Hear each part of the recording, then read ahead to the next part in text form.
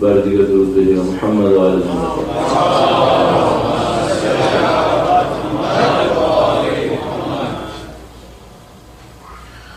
وقت کے امام کے حضور ادائے احترام کے لیے، ان کی ظہور کی تعظیم کی دعا کے لیے، جج امجد کی تسلیت پیش کرنے کے لیے درود بھیجے گا محمد و آل محمد.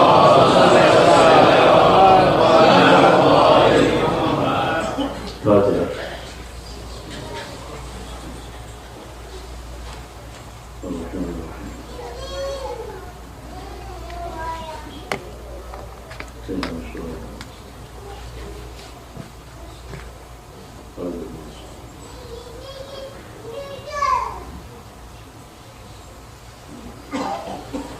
بار دیگر درود بھیجے گا محمد و آل محمد.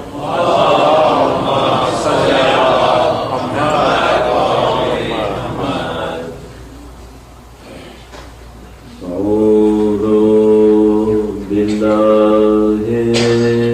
من الشیطان الرجیم. بسم اللہ الرحمن الرحیم. الحمد للہ رب العالمین والصلاة والسلام على سید الانبیاء والمرسلین حبیب الہ العالمین ابی القاسم محمد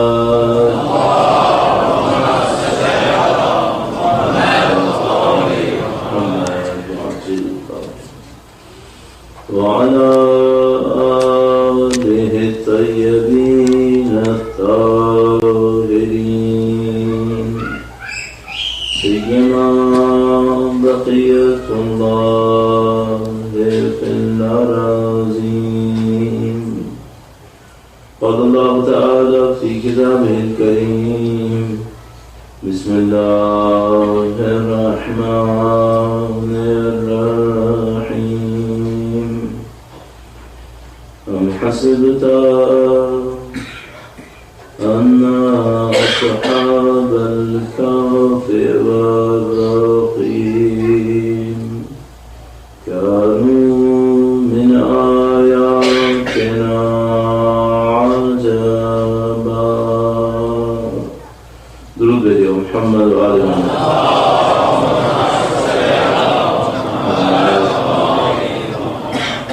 انجائے شکر ہے، انجائے احسان ہے، اس نے ہمیں اہل بیت اطہار علیہ السلام کی در سے متصل قرار دیا، اس پر شہزاد پہ بیٹھنا نصیب فرمایا.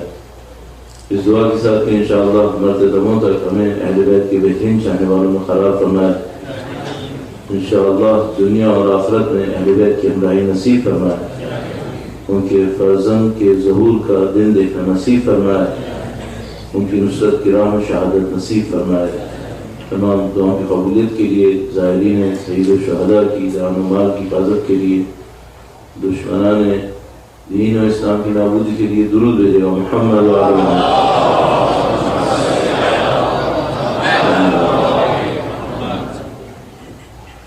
رضی اللہ عنہ نے سید الشہداء کی عظیم الشان قربانی کے نتیجے میں عزاداری کا جو سلسلہ شروع فرمایا ہے،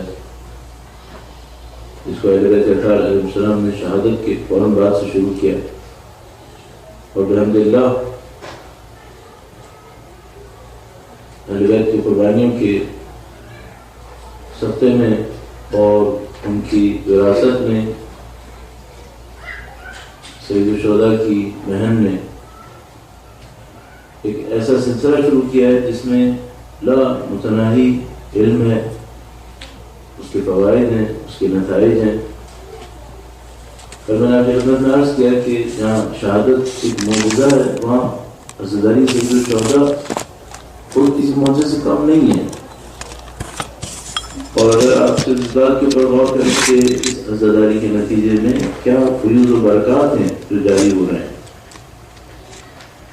صرف اس ایک ایک چیپٹر کو لے لیجیے کہ عزاداری کی وجہ سے جو ان لوگوں تک پہنچ رہا ہے اس کی کیا کہتے ہیں؟ مثال کے طور پر جب آپ یہاں پہ تشریف فرما ہے، آپ کی طرح دنیا کے اندر شیعہ آبادی کو دیکھتے ہوئے اگر میں عمومی مسلمان آبادی کا 20% کی شیعہ آبادی دوں تو مجھے سوچنا ہوگا کہ تقریباً کم سے کم بھی 20 کروڑ لوگ ہوں گے جو شیعہ آبادی کو تشکیل دیں گے. اور اس میں اگر میں یوں سوچوں کہ آدھے لوگ بالغ ہوں، عاقل ہوں، تو اس وقت ہم سوچ رہے ہوں گے کہ کم سے کم بھی دنیا میں اس وقت جیسے ایام میں 10 کروڑ لوگ اس درسگاہ کا حصہ ہیں. 10 کروڑ لوگ.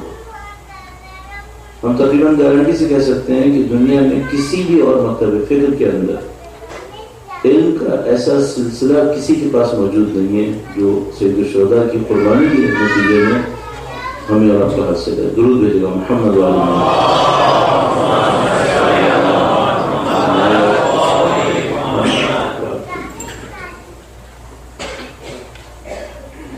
اب جو ہمارے پاس کام رہتا ہے وہ یہ کہ ہم عزاداری سید الشہداء کو کس انداز میں دیکھنا چاہتے ہیں، عزاداری سید الشہداء سے کیا حاصل کرنا چاہتے ہیں. اور ہم چاہتے ہیں کہ اس سلسلے میں لوگوں کے افکار و خیالات کے اندر بہت زیادہ فرق ہوگا. مختلف سطح پہ لوگ سوچ رہے ہوں گے. کچھ لوگ عزاداری سید الشہداء کو ایک انفرادی سطح پہ دیکھتے ہیں، یعنی فرد کی سطح پہ دیکھتے ہیں، اس سے زیادہ بڑھ کر عزاداری کو نہیں دیکھ پاتے. مثال کے طور پر درود بھیجے محمد وعلی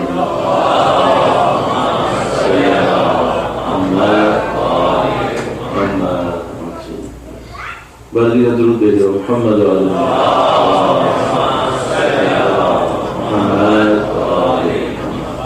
مثلا جو لوگ عزاداری سید الشہداء کو انفرادیت میں دیکھتے ہیں وہ گرچہ مفہوم بالکل صحیح ہے، وہ یہ سوچتے ہیں کہ عزاداری کے اندر آئیں گے، اس کے ذریعے سے ہمیں برکت نصیب ہوگی، اس کے ذریعے سے ہماری زندگی کے اندر خیر و برکات آئیں گی. اور بتائیے علیحدہ مسئلہ ہے کہ وہ خیر و برکات کیا ہیں جو وہ سوچنا چاہتے ہیں، اور وہ خیر و برکت کون سی ہے جو اہل بیت ہمیں دینا چاہتے ہیں. ان دونوں میں فرق ہے، بعض اوقات فرق ہے. مثلا اگر آپ کسی سے پوچھیں کہ بھئی آپ نے گھر میں مجلس منعقد کی ہے، اس سے آپ کیا چاہتے ہیں، معمولاً کہتے ہیں ہم چاہتے ہیں ہمارے گھر میں برکت ہے. میں کبھی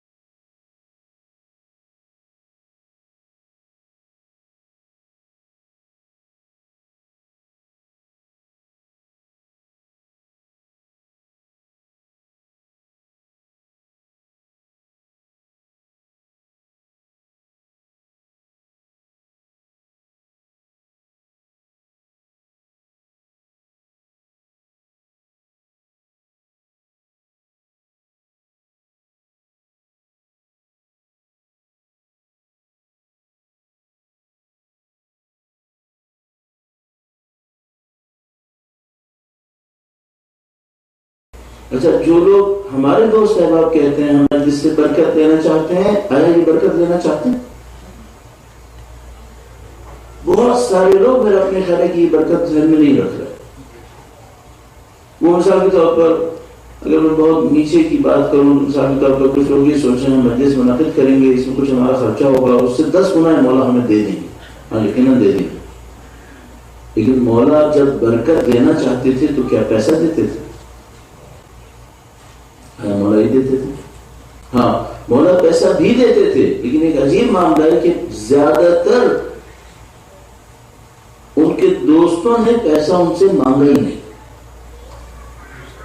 کیوں؟ حضرت ابوذر نے اہل بیت سے پیسہ نہیں مانگا، انہوں نے پیسہ نہیں مانگا. نہ صرف یہ کہ پیسہ نہیں مانگا بلکہ انہوں نے جان کی پناہ بھی نہیں مانگی، ورنہ ویسے میں تمام سولی بھی کیوں چڑھتے، جان کی پناہ مانگ لیتے. انہوں لوگوں نے کچھ اور برکت مانگی تھی. انہوں نے جو برکت مانگی وہ یہ تھی کہ ہماری زندگی آپ کی راہ میں شہید ہو، آپ کی راہ میں قربان. انہوں نے یہ برکت مانگی تھی. اچھا اب ہمارے پاس جو ایشو ہے وہ اورینٹیشن کا. زیادہ تر لوگوں کی پرسپیکٹو ہے اس وقت عزاداری سید الشہداء سے، خوش قسمتی سے یہ کہ عزاداری ہے، مشکل ساری یہ کہ اورینٹیشن شاید وہ نہیں بن پا رہی کہ جو اہل بیت اطہار صلی اللہ علیہ وسلم ہمیں دینا چاہ رہے تھے، وہ ہم کہیں اور پہنچانا چاہ رہے. اور خدا نہ کرے ہم نعوذ باللہ تعالیٰ ایسا نہ ہو کہ ہم دنیا کے اندر گھومتے ہیں. اچھا اس سے بڑھ کر بھی ممکن ہے کوئی یہ کہ نہیں ہمیں اس کی زیادہ طلب نہیں ہے، ہم اس کے پیچھے نہیں ہیں، لیکن مثال کے طور پر جب ہم ان سے کہتے ہیں کہ جب اس کے پیچھے نہیں ہے تو پھر شہادت کی تلاش میں ہیں کیا، تو ادھر تک بھی بات نہیں پہنچ پا رہی. اور مجھے اور آپ کو سوچنا پڑے گا کہ ہم الحمدللہ رب العالمین آپ اور ہم پورے خلوص کے ساتھ اس فرش اعزاز تک آئے ہیں.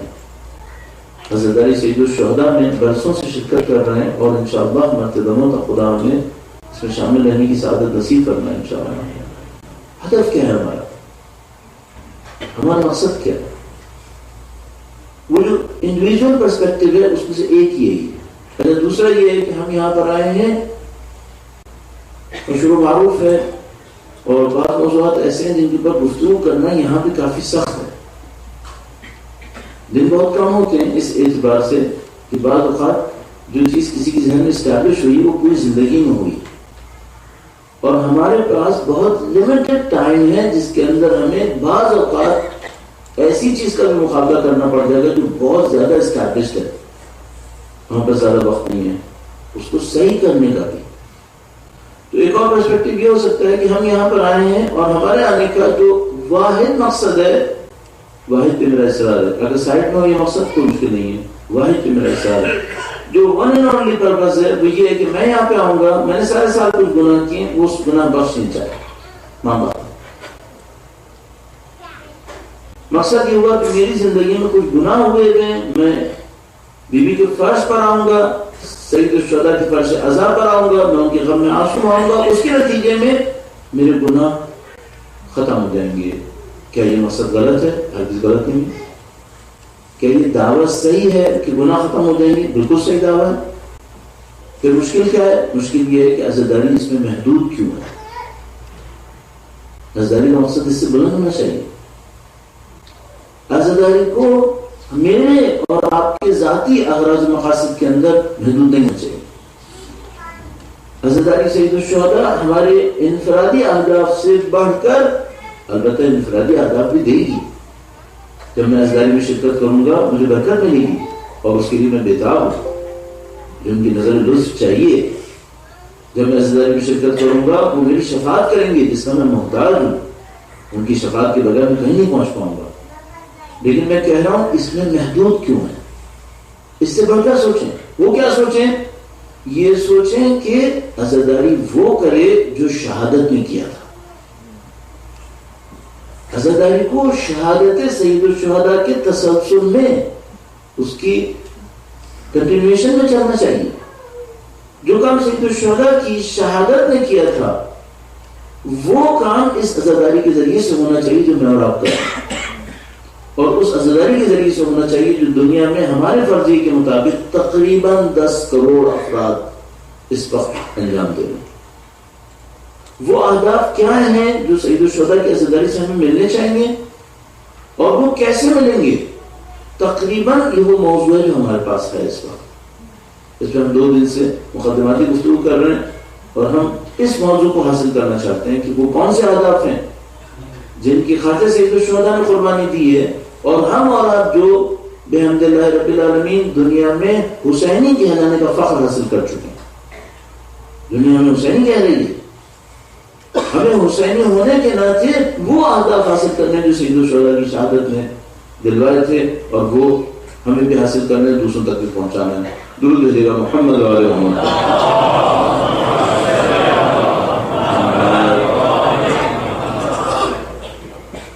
ان اہداف میں سے ان اہداف کو حاصل کرنے کے لیے کچھ ضرورتیں ہیں. ہم موضوع کو تھوڑا سا ایک اور زاویے سے دیکھنے کی کوشش کرتا ہوں، اور وہ زاویہ بہت مشہور زاویہ ہے، معروف موضوع ہے، اور وہ معروف اور مشہور موضوع یہ ہے کہ سید الشہداء کی نصرت جن لوگوں نے کی تھی ان کی خاصیتیں کیا تھیں۔ ہمارے سامنے ایک بہت عجیب موضوع ہے، حقیقت ہے، اور وہ حقیقت یہ ہے کہ اس وقت کے دنیا اسلام کے اندر اگر نہ کہوں کروڑوں تو لاکھوں لوگ ضرور تھے، ان لاکھوں لوگوں میں سے یقیناً کئی لاکھ لوگ ایسے تھے کہ جو باضابطہ دیندار مشہور تھے۔ ہم جانتے ہیں دنیا اسلام کے اندر ہمیشہ ایسا ہوتا ہے، اور آج بھی ایسا ہی ہے، وہ یہ ہے کہ کچھ لوگ دین کے نام سے منسوب ہوتے ہیں لیکن دیندار نہیں ہوتے۔ ہمیں معلوم آج کل تو اس کے لیے ہمارے پاس بہت آفیشیل ٹرم موجود ہے، پریکٹسنگ مسلم اور نان پریکٹسنگ مسلم۔ اللہ کے نبی جو دین لائے تھے اس میں دو علیحدہ نہیں تھے۔ اللہ کے نبی نے جو دین دیا تھا قرآن کریم، اس قرآن کریم میں جہاں کہیں بھی آیا ہے الذین آمنوا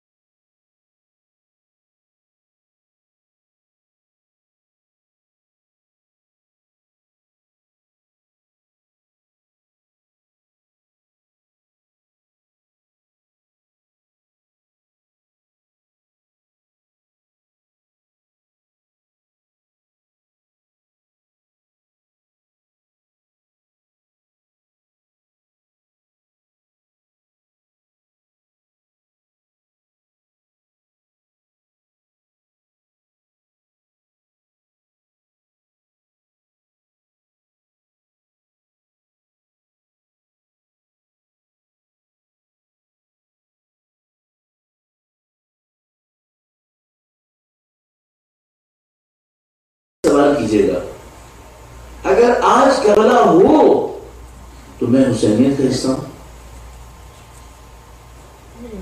تو اس کام کے لیے کہ میں اپنے آپ کو دھوکہ نہ دوں کہ میں فوراً کہوں گا ہاں میں حصہ ہوں، اس دھوکے سے بچنے کے لیے کہ کہیں ایسا نہ ہو کہ میں صرف یہ کہہ کے چھوڑ دوں کہ ہاں میں ہوں، اس دھوکے سے بچنے کے لیے مجھے کیا کرنا چاہیے؟ مجھے کرنا چاہیے کہ جن لوگوں نے امام حسین کا ساتھ دیا تھا ان کی خاصیتوں کو دیکھنا چاہیے.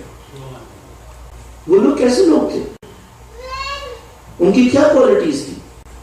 اچھا کیا ایسا ہو سکتا ہے کہ اتنی بڑی سعادت لوگوں کو رینڈملی مل گئی؟ چونکہ فلاں آدمی کربلا کے برابر سے گزر رہا تھا، نعوذ باللہ تعالیٰ اس وجہ سے وہ کربلائی بن گیا. ایسا ہرگز نہیں ہوا. کچھ لوگ شہید الشہداء کے ساتھ تھے اور کربلائی نہیں ہوئے، اور کچھ لوگ شہید الشہداء کے دشمنوں میں سے تھے اور کربلائی ہو گئے. کربلائی ہونا رینڈملی نہیں ہے، کربلائی ہونا اصول کے تحت، اور وہ اصول بھی اتنا خطرناک کوئی اصل ہے، اصول ہے جس کے نتیجے میں ملینز مسلمانوں کے درمیان میں سے صرف مشہور و معروف کے مطابق 72 نکل پائے. تو کیا مجھے اور آپ کو غور نہیں کرنا چاہیے کہ ہم اور آپ حسینی ہیں یا نہیں؟ کیا صرف اس بات شرکت کرتا ہوں اور میں عزتداری میں بولتا ہوں اس مطلب ہے کہ میں حسینی ہوں؟ میں اس سے اکتفا نہیں کرنا چاہوں گا، اس میں مجھے دھوکہ ہو سکتا ہے. میں چاہوں گا کوالٹیز کو دیکھنے کی کوشش کروں گا، وہ کوالٹیز مجھ میں ہے یا نہیں ہے. آپ کہیں گے کہ نہیں یہ آنا کافی ہے، میں کہوں گا آنا کافی نہیں ہے، کیونکہ اس کے پیچھے کوئی امتحان نہیں ہوا ہے. 61 ہجرہ میں جو لوگ کربلا پہنچے وہ گویا آگ پہ گزر کے پہنچے تھے، وہ کینوں پہ چل کے پہنچے تھے. ہم اور آپ نے کیا کیا ہے؟ ہم اور آپ نے یہ کیا سال کے چند دنوں میں وہ بھی اپنے فارغ اوقات میں سے چند گھنٹے نکالے. دن میں بندے سے اسے نہیں رکھتے کہ اگر دن میں رکھیں گے تو لوگ جاب پہ ہوں گے، کوئی ہے نہیں. یہ جو 12 دن بھی ہم نکالتے ہیں یہ بھی فارغ اوقات میں سے نکالنا ہے. ہاں ایک آدھ دن ہم اصلی وقت میں سے بھی نکالیں گے، چھٹی لے لیں گے، کوئی بات نہیں، 1-2 دن کر لیں گے، یہ بھی ہمارے فارغ اوقات میں سے ہے. تو اگر میں اپنی زندگی کے سال کے چند دنوں میں فارغ اوقات میں سے چند گھنٹے نکال کر مجلس میں پہنچوں، اس کو انشور کرنے کے لیے کافی کہ میں حسینی ہوں. یہ وہ امتحان ہے جس کے اوپر لوگ حسینی بنے تھے. یہ امتحان ہوتا تو 72 نہیں ہوتے، یہ تو 72 لاکھ بھی ہو سکتے تھے، 72,000 تو کہیں نہیں گئے تھے. کچھ سخت امتحان تھا. اور یہ ایک معاملہ ہوا کہ تاریخ میں کیا ہوا، دوسرا معاملہ یہ ہوا کہ میں کیا کر رہا ہوں، اور تیسرا معاملہ ایک اور بھی ہے، ان کے فرزند تشریف لائیں گے، شاید کل تشریف لے آئیں، اللہ کرے کہ ایسا ہی ہو.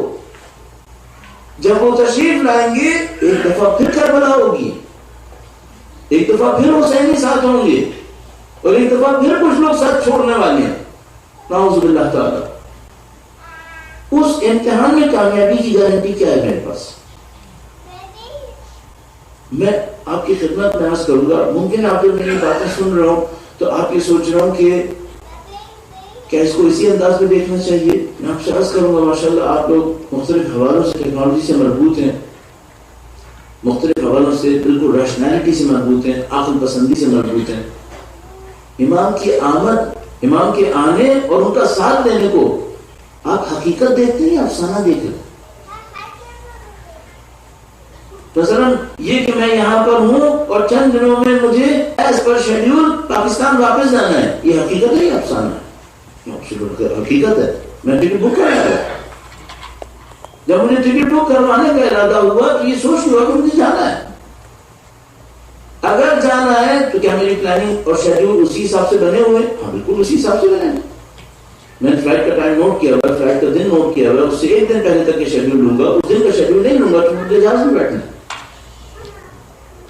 آپ نے امام کی آمد کو ایسی ہی حقیقت سمجھا ہے کیا؟ یا آپ کا دل یہ کہہ رہا ہے میری زندگی میں نہیں آئیں گے، کوئی بات نہیں. اگر خدا نہ کرے نعوذ باللہ تعالیٰ میں اپنے بارے میں یہ سوچوں میری زندگی میں نہیں آئیں گے، میں اس لفظ کو پسند نہیں کرتا لیکن میں کہوں گا میں بہت بدبخت ہوں گا اگر میں سوچوں گا، میں بدبخت ہوں گا اگر میں سوچوں گا. میری قسمت خراب ہے اس مندر، مجھے ایسے نہیں سوچنا چاہیے.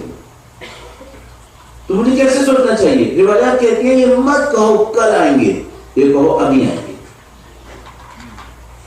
اچھا اگر تشریف لائیں گے اور یقیناً آئیں گے، اللہ کا وعدہ اس کے اوپر ہے، مجھے بھی موقع ملے گا، تو کیا میں نے اس بات کو انشور کر لیا کہ میں ان کے لشکر میں شامل ہوں گا، ان کا ساتھ دوں گا یا نہیں دوں گا؟ اچھا اس بات کو انشور کرنے کے لیے مجھے کیا چاہیے؟ مجھے چاہیے دیکھوں جنہوں نے پیچھے ساتھ دیا تھا وہ کیسے لوگ تھے۔ اگر میں انہی کا جیسا کوئی ہوں تو ان کے فرزند کا ساتھ دوں گا، اور اگر ان کا جیسا نہیں ہوں تو اپنے آپ کو کسی امیجنیشن میں رکھا ہوا ہے کیا؟ ریالٹی سے اتنا دور کیوں ہو؟ اپنا جائزہ کیوں نہیں لینا؟ میں اگر واقعا میں نے واپس جانا ہے اور میرا ٹکٹ بک ہے تو کیا یہ ہو سکتا ہے جس دن فلائٹ ہے میں اس دن کے لیے کوئی اسکیجول لے لوں؟ کیا ہے ماخذ؟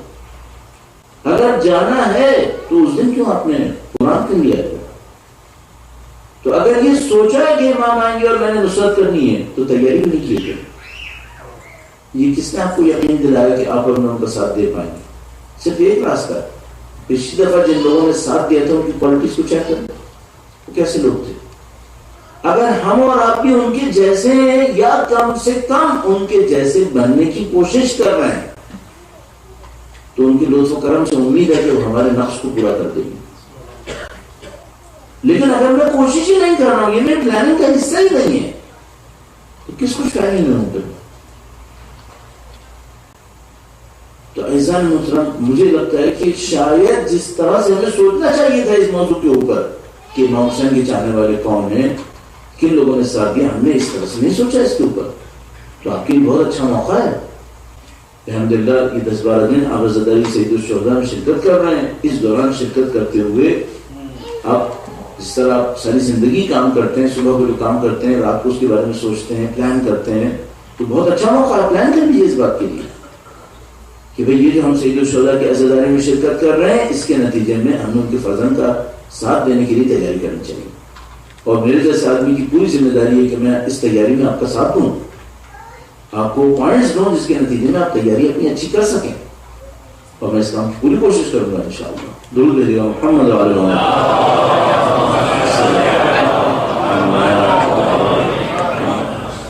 اب اگر ہم پوائنٹس کے اندر مل جانے کی کوشش کریں تو میں پہلا پوائنٹ دیکھنے کی کوشش کرتا ہوں۔ آپ سید الشہداء کی حیات طیبہ کو جانتے ہیں، ان کی زندگی کو جانتے ہیں، جس حد تک بھی آپ جانتے ہیں۔ ان کے اصحاب کو زندگی بھر میں آپ نے کئی دفعہ سنا ہے، اور اگر ڈیٹیلز میں جانے کا کوئی فائدہ نہیں ہے، آپ نے کئی دفعہ سنا ان کے اصحاب کون تھے، کس طرح کے لوگ تھے۔ ان سب کے اندر مختلف قسم کی مہارتیں تھیں۔ سید الشہداء کے اصحاب سب ایک لیول کے نہیں تھے۔ مجھے یوں لگتا ہے کہ جیسے سید الشہداء جب اپنے افراد کو پک کر رہے تھے تو مختلف کوالٹیز کے لوگوں کو چن رہے تھے، اور ایسا نہیں تھا کہ سب لوگ ایک ہی سطح کے تھے۔ مثال کے طور پر سید الشہداء نے حضرت حبیب ابن مظاہر کو جو لقب دیا کوفہ کے فقیہ، باقی سب اس لیول میں نہیں تھے، باقی سب کوفہ کے فقیہ نہیں تھے۔ اچھا بہت سادہ سی بات ہے، بہت واضح سی بات ہے، جو مقام مولا ابو الفضل عباس کا تھا وہ مقام کچھ اور تھا، وہ بات کچھ اور تھی۔ بہادری میں، شجاعت میں، ایثار، فداکاری، جانثاری، اطاعت، ان سب کے اندر وہ مقام کچھ اور تھا۔ تو یہ سب ایک سطح پہ نہیں تھے، کوئی فقیر تھا، کوئی عابد و زاہد تھا، کوئی مسن تھا، کوئی جوان تھا، کسی میں بہادری تھی، کسی میں کوئی نسبت تھی، اور کچھ ایسے بھی تھے جس میں ہر خوبی کی جھلک تھی، ہر خوبی۔ مثلا اگر مجھ سے کوئی پوچھے تو میں کہوں گا جیسے حضرت علی اکبر، ہر خوبی تھی، نسبت بھی شدید تھی، ہر طرح سے میں تفصیل میں جاؤں گا۔ یہ جو اصحاب تھے ان سب میں ایک کامن پوائنٹ بھی تھا۔ میں آپ کی خدمت میں یہ بھی عرض کرتا چلوں، تاریخ کے حساب سے آپ جانتے ہیں ایسا بھی تھا کہ ایک آدمی تھوڑی دیر پہلے مسلمان ہوا تھا، ایسا بھی تھا، تھوڑی دیر پہلے، کچھ دن پہلے مسلمان ہوا ہے۔ ایسا بھی تھا کہ کچھ دیر پہلے تک اہل بیت کے مخالف کیمپ میں تھا، اچانک آیا. اور پیچھے ایسا بھی تھا کہ کوئی ان لوگوں میں سے تھا جو اہل بیت اطہار علیہ السلام کو نعوذ باللہ تعالی حق پہ نہیں دیکھ رہے تھے. یعنی کچھ لوگ ایسے تھے جو مخالف کیمپ میں شمار کیے جاتے تھے. مخالف کیمپ کا میرا مطلب لشکر نہیں ہے، جیسے حضرت مخالف لشکر میں تھے لیکن دل سے تابعدار تھے. کچھ ایسے تھے جو دل سے بھی اہل بیت اطہار علیہ السلام کو حق پہ نہیں دیکھ رہے تھے، اچانک تبدیل ہوئے. ان سب میں کوئی کامن کوالٹی ہے کیا؟ میں اس پہ اشارہ کروں گا اور آنے والے دنوں میں بھی اس کو آپ کی خدمت میں عرض کروں گا تاکہ ہم اس کوالٹی کو پک کریں اور اس کوالٹی کو اپنے اندر لانے کی کوشش کریں تاکہ ہمارا امام کے لشکر میں جانے کا چانس بڑھتا چلا جائے. مختلف کوالٹیز پہ کام کریں گے انشاءاللہ. لیکن اس وقت جو میرا ارادہ ہے وہ یہ کہ سید الشہداء کی ساری تحریک خدا متعال کے ساتھ ایک رابطے کے اوپر چل رہی تھی. ہر فرد کو سید الشہداء اس رابطے کے اندر دیکھ رہے تھے، اس رابطے کے لیے تیار کر رہے تھے. میں ایک دو مثالیں آپ کی خدمت میں عرض کروں گا. درود بھیجیے گا محمد علیہ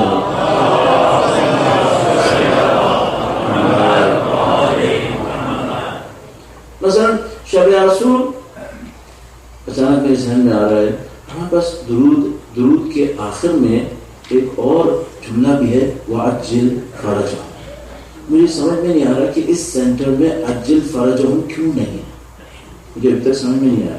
میں نے خطبے کے اندر بھی کہنے کی کوشش کی تاکہ کچھ لوگ اس بات کو پک کر لیں کہ ہمیں عجل فرجہم بھی کہنا ہے، کم سے کم دل میں ہی کہہ لیں لیکن بہرحال ذہن میں ہونا چاہیے. یہ اچھا ہے، ہمارے وقت کے امام کا تذکرہ بھی ہے اس کے اندر. ایک بار پھر درود بھیجیے گا محمد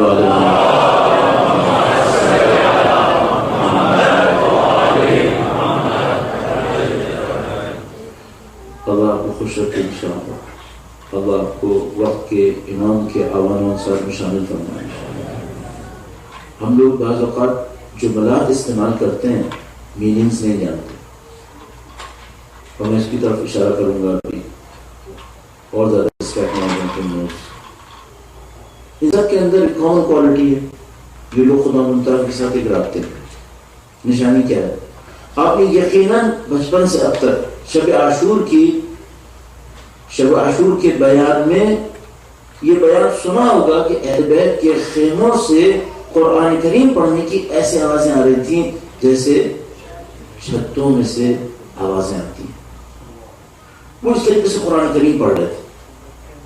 سید الشہداء نے شب عاشور کی مہلت کے وقت فرمایا تھا ہمیں نماز پڑھنا.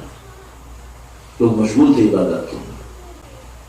اچھا ایک بات میں آپ سے پوچھوں گا، اگر کسی کا خدا سے اتنا زیادہ شدید رابطہ نہیں ہوتا، اور شدید کو میں تشریح کرنے کی عرض کروں گا، اس کا مطلب کیا ہے؟ اگر ایسا کوئی رابطہ نہیں ہوتا اور اس کا رابطہ صرف اتنا ہوتا ہے کہ 5 وقت کی نمازیں کسی طریقے سے پڑھ لے، کسی طریقے سے گویا سر کے اوپر ایک تلوار لٹکی ہوئی ہے کہ نماز پڑھنی ہے، اور وہ پڑھ لی، چین آ گیا، معاملہ ختم ہو گیا. اگر ایسا رابطہ ہوتا ہے تو جب وہ مصیبتوں میں جاتا ہے تو دل کی گہرائی سے باتیں کرتا ہے کیا؟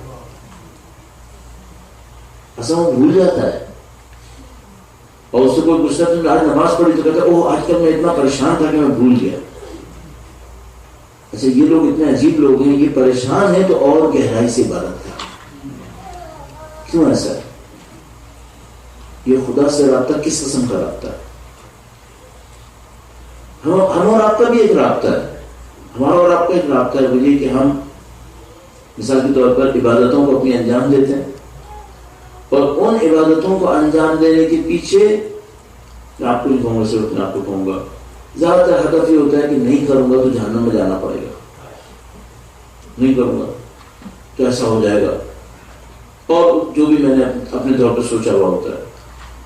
اس کو اس انداز میں دیکھیے گا، کیا یہ اللہ سے رابطہ محبت اور عشق کی بنیاد پر ہوتا ہے؟ اچھا یہ محبت اور عشق کی بنیاد پر رابطہ کیسا ہوتا ہے؟ یہ رابطہ وہ رابطہ ہوتا ہے جس میں جو خدا متعال سے گفتگو کر رہا ہوتا ہے تو وہ ایسا لطف لے رہا ہوتا ہے اس پر سب قربان کرنے کو تیار ہے. یہ کوئی ایسا رابطہ ہوتا ہے. یہ جو معنویت ہے جس کو ہم اسپرچویلٹی کہتے ہیں، معنویت کہتے ہیں یا مسٹسزم عرفانیات کہتے ہیں، اس میں بہت بڑی ایک مشکل ہے.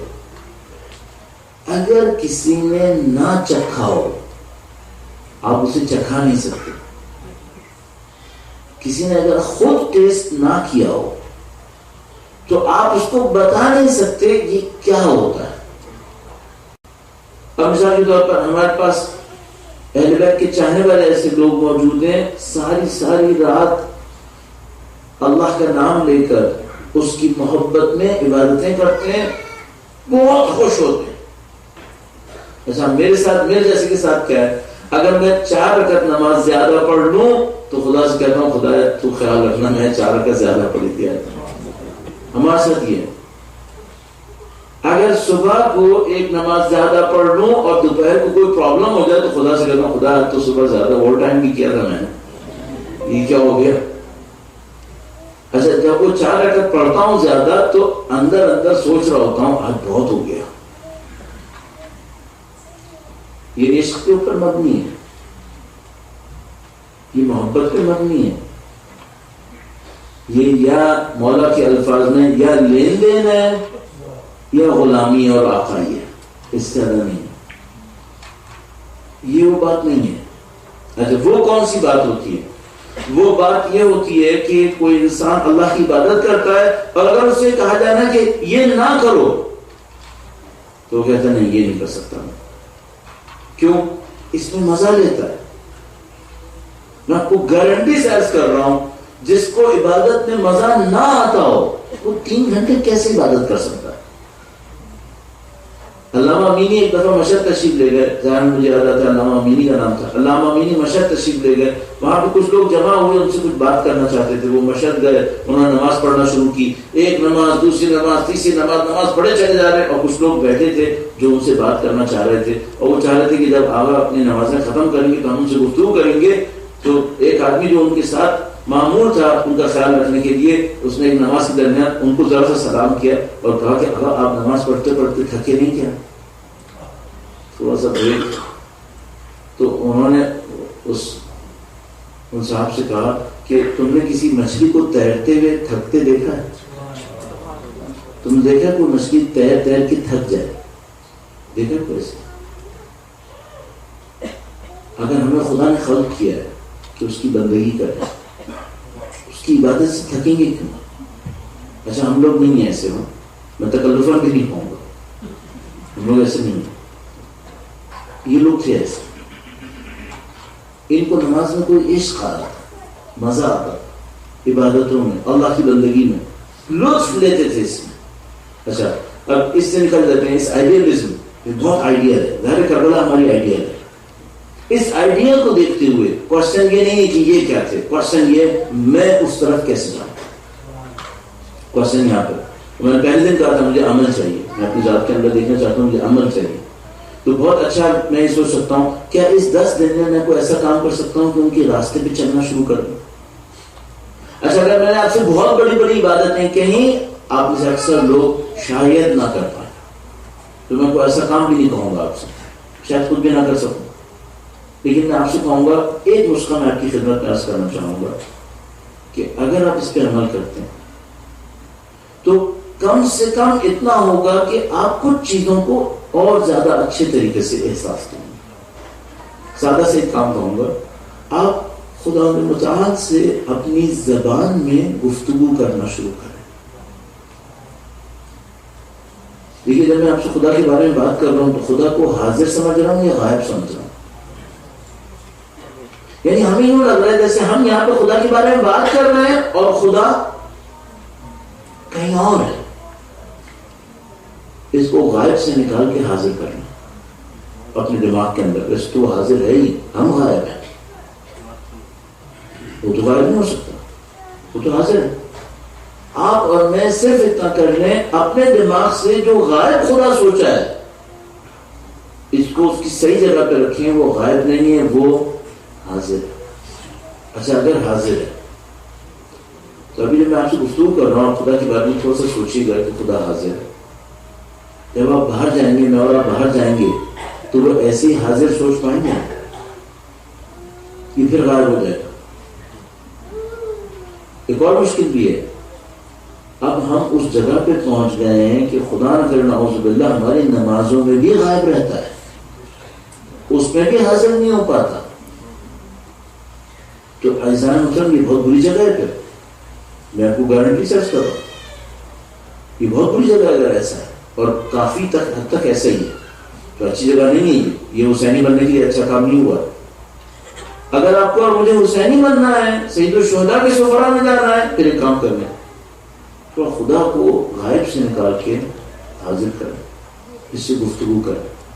اچھا کیسے گفتگو کریں؟ پچھلی دفعہ جب حاضر ہوا تھا تب بھی میں نے آپ کی خدمت میں عرض کیا تھا، اس کو دوبارہ عرض کر دیتا ہوں کیونکہ بہت زیادہ امپورٹنٹ ہے.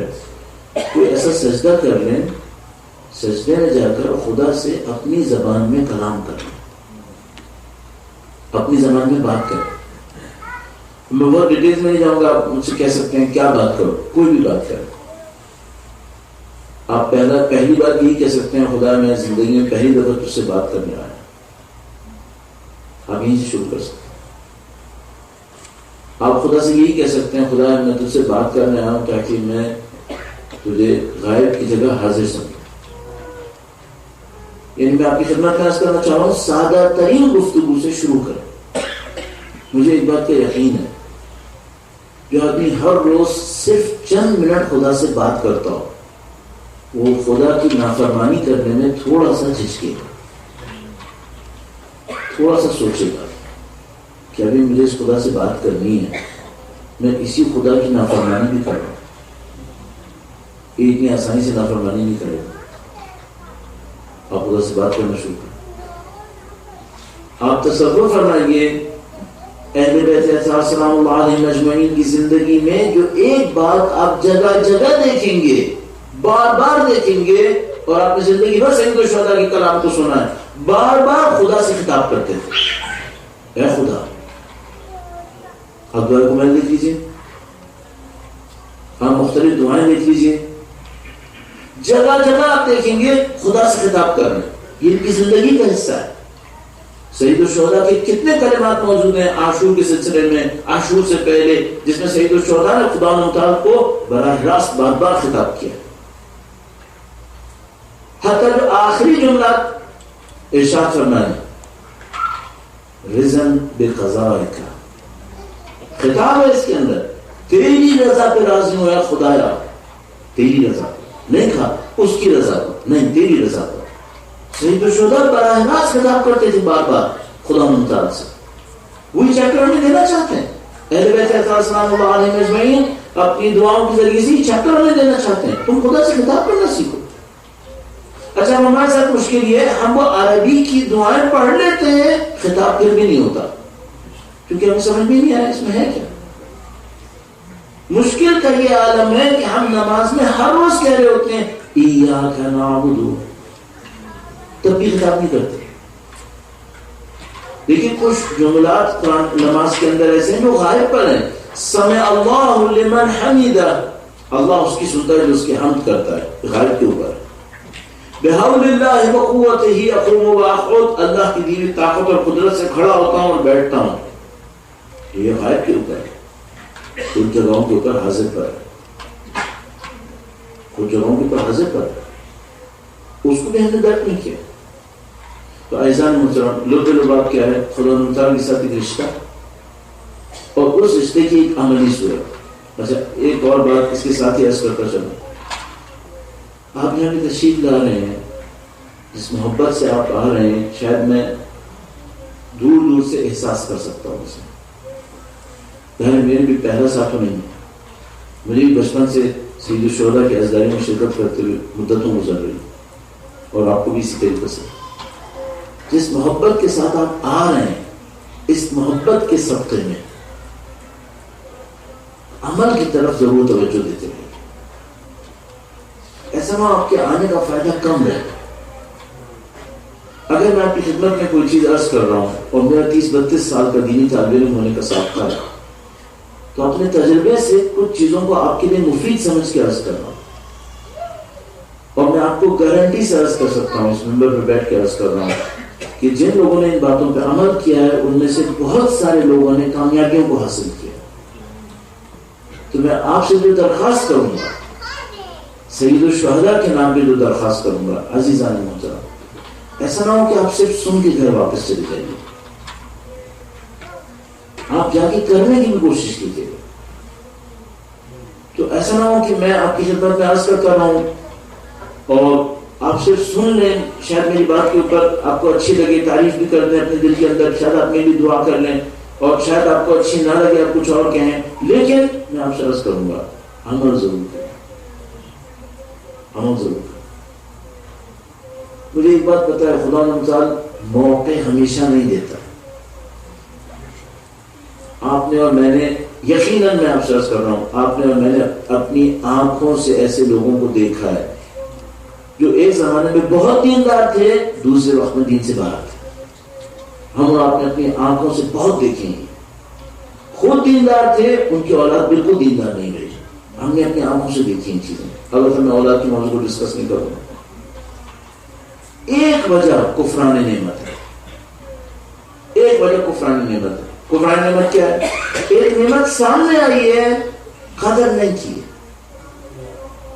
کفران نعمت کا ایک موضوع عمل نہ کرنا ہے، عمل نہ کرنا کفران نعمت ہے۔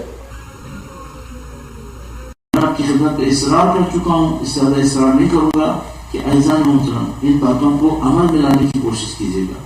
تو آپ خدا متعال سے کلام کرنے کی کوشش کیجیے، گفتگو کرنے کی کوشش کیجیے، تاکہ میرا اور آپ کا خدا متعال سے ایک رابطہ بنے۔ اس رابطے میں ایک محبت ہے، اس محبت میں کچھ گریہ بھی ہے۔ کسی نے مجھ سے کہا کہ مجھے وہ دین پسند نہیں آ رہا جس میں اتنا زیادہ رونا ہے، ہر وقت رونا ہے۔ تو میں نے ان کو کہنے کی کوشش کی کہ یہ جو رونا ہے، یہ صرف بعض اوقات غم کا رونا نہیں ہے، یہ شوق کا رونا بھی ہے، بعض اوقات یہ محبت کا رونا بھی ہے، بعض اوقات۔ اصل میں اپنی اس مجالس کے سلسلے میں کتنی دفعہ ایک بات کو نوٹ کرتا ہوں، اور یہ بات میں مسائل کی خاطر نہیں عرض کر رہا ہوں، صرف ایک حقیقت کو بیان کرنے کی خاطر عرض کر رہا ہوں۔ میں نے مجالس کے اندر یہ دیکھا ہے کہ جب بیوی سیدہ سلام اللہ علیہا کے فضائل کو بھی بعض اوقات بیان کرتے ہیں تو لوگ رونے لگتے ہیں، مسائل کو نہیں، فضائل کو لوگ رونے لگتے ہیں۔ اچھا بھائی، یہ تو کوئی ابھی تو میں نے مسائل پڑھے نہیں ہیں، فضائل پڑھ رہے ہیں، لوگ رونے کیوں لگتے ہیں؟ یہ رونا غم کا نہیں ہوتا، یہ رونا شوق کا رونا ہوتا ہے۔ ان کے اندر ایک محبت آتی ہے، ایک طلب آتی ہے، پسند آتی ہے، اس میں روتے ہیں۔ تو ابھی سید الشہداء کے روضے پر جاتا ہے، جیسے زری کو ہاتھ لگاتا ہے، اسے رونا آتا ہے کہ اس جگہ پہنچنے کے لیے میں کتنا تڑپ رہا تھا، مجھے حاصل ہو گیا۔ یہ دین بہت عجیب اس معاملے کے اندر ہے، تو اس کے اوپر ہم گفتگو کریں گے، اللہ کے ساتھ رابطے کے اوپر۔ اس کی بہت عجیب حیثیت ہے، اور یہ جو خدا کی بنائی ہوئی مخلوق انسان ہے، اس انسان کی ایفیشنسی ہے ہی اس وقت جب یہ خدا سے رابطے میں آتا ہے۔ جب تک یہ خدا سے رابطے میں نہیں آتا، اس کی ایفیشنسی نیچے رہتی ہے، اس کی پروڈکٹیوٹی بہت لو ہے۔ آپ ممکن ہے ان سے کہیں گے نہیں بھائی، بغیر خدا سے رابطے کے لوگ ٹیکنالوجیز میں کہاں پہنچ گئے ہیں، اس کے اوپر کبھی علیحدہ بات کرنی پڑے گی کہ ہم ڈیولپمنٹ کسے کہتے ہیں، ٹرو ڈیولپمنٹ کیا ہے۔ اور یہ بہت عجیب موضوع ہوگا کچھ سلیکان ویلی میں بیٹھ کے اس کے اوپر چھیڑے کہ اصل ڈیولپمنٹ کسے کہتے ہیں، ماڈرنزم کا مطلب کیا ہے، ہم کسے کہیں گے۔ مثلا صرف ایک اشارہ کرنے کی خاطر آپ کی خدمت میں عرض کروں گا، جب اللہ کے رسول مدینے کے اندر تھے، اس وقت بعض اوقات مشکل اتنی زیادہ تھی کہ ایک کھجور کو چند لوگ منہ میں رکھ لیا کرتے تھے۔ وہ لوگ ڈیولپ تھے یا مثال کے طور پر کوئی اور نام میں نہیں لینا چاہوں، ڈیولپ تھے یا نہیں۔ میں مسجد عراق میں جب زیارت کو ایک دفعہ حاضر ہوا تو مسجد سہلا گیا۔ مسجد سہلا نہیں بن چکی ہے، کھنڈر تھی اس وقت، بالکل ریوز کی طرح۔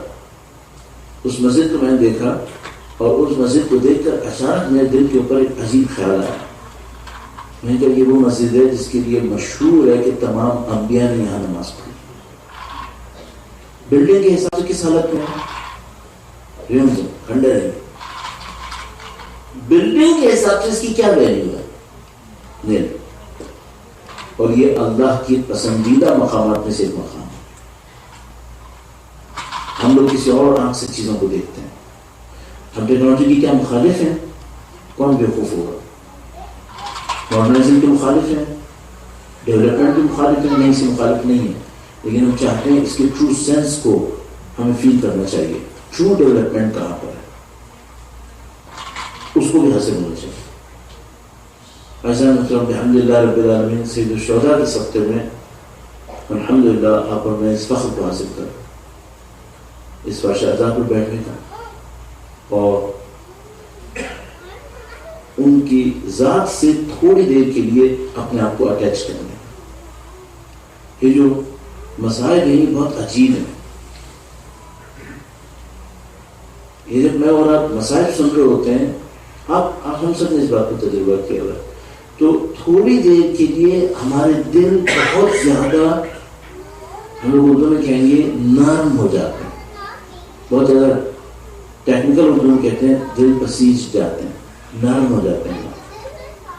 کہ جو دل نرم ہوتے ہیں اس وقت جب وہ دل نرم ہوتے ہیں تو ہم کس پہ توجہ دے رہے ہوتے ہیں؟ ہم امام حسین پہ توجہ دے رہے ہوتے ہیں، کبھی ان کی اولاد پہ توجہ دے رہے ہوتے ہیں. اس وقت کیا ہو رہا ہوتا ہے ایکچولی؟ جو ہمارے دل نرم ہوتے ہیں، ہماری روح ان کی ارواح سے اٹیچ ہونے کی کوشش کر رہی ہوتی ہے. یہ جو ہماری روح ان کی ارواح سے متصل ہونے کی کوشش کرتی ہے، اس کنیکشن کے نتیجے میں ہمارے دل میں ایک ایکسائٹمنٹ، ایک عجیب سی اینگزائٹی آنا شروع ہو جاتی ہے.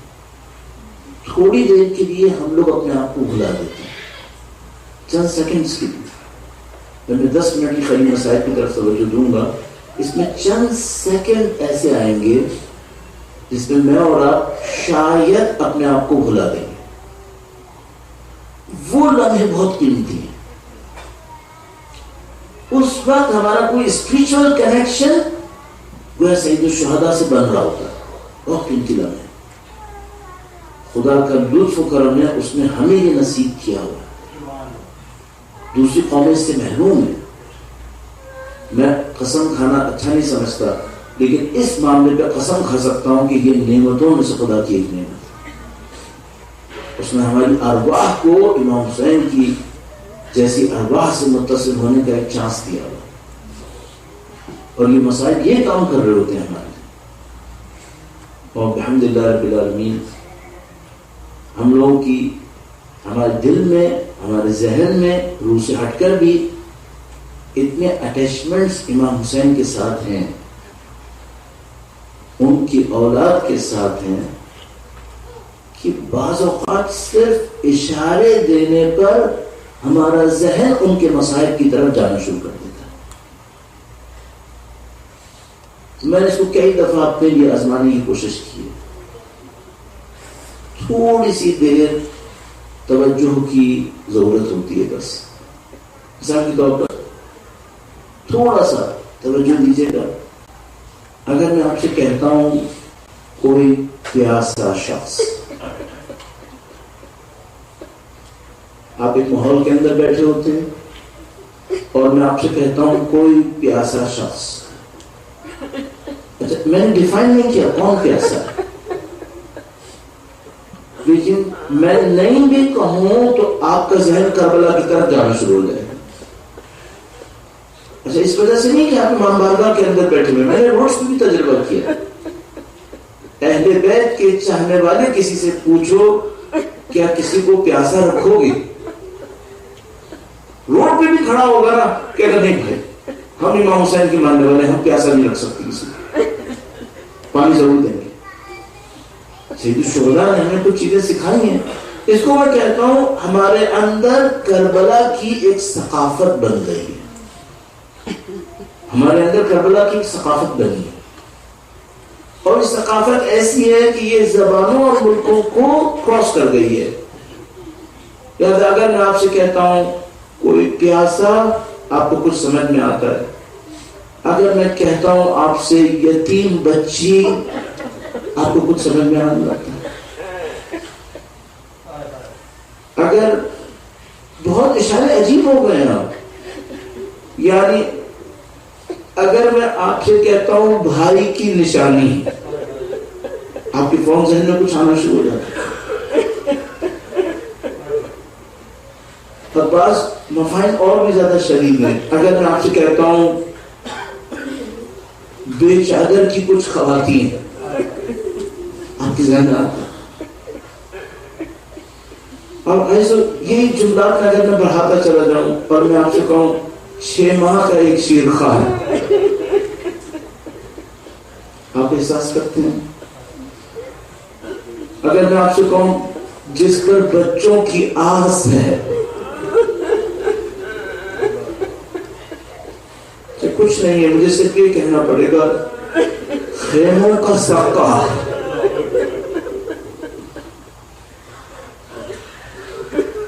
نہر پہ مارنے والا، وفا کا پیغر، خود بخود آپ سمجھتے ہیں کتنی نشانیاں ہمارے پاس ہیں.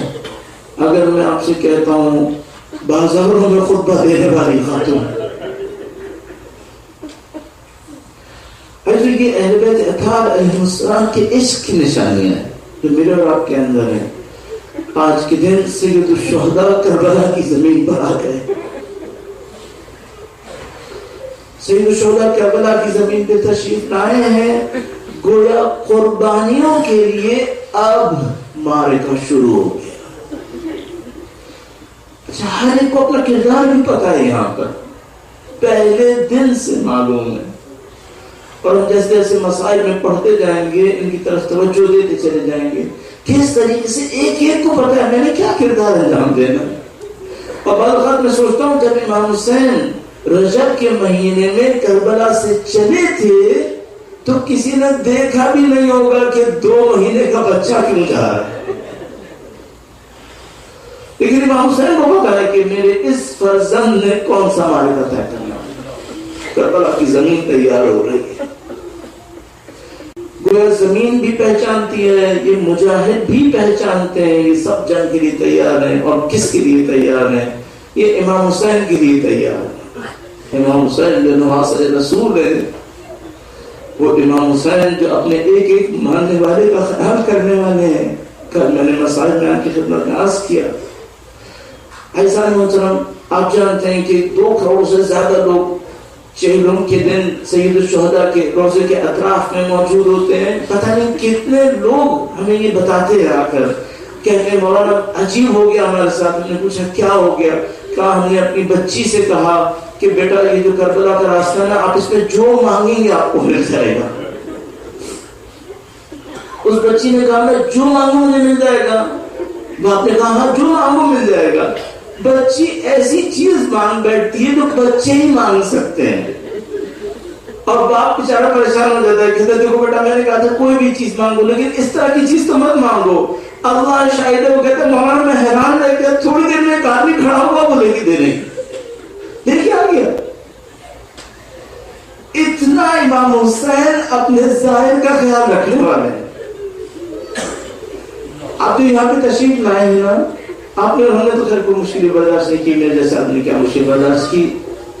امام ایک ایک کو دیکھنے والے ہیں کہ کون میرے خاطر کیا مشکل برداشت کر رہا ہے. ایسا نہیں محترم، ان 10-12 دنوں کے اندر کوئی چیز آپ کی پسند کے مطابق نہ ہو، صبر کر لیجیے گا اور اپنا حساب امام حسین بھی چھوڑ دیجیے گا.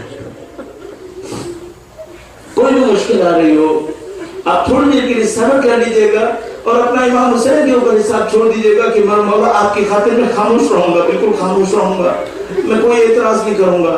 میں آج مسائل میں صرف ایک بیوی کا، ایک خاتون کا ایک واقعہ عرض کرنا چاہتا ہوں.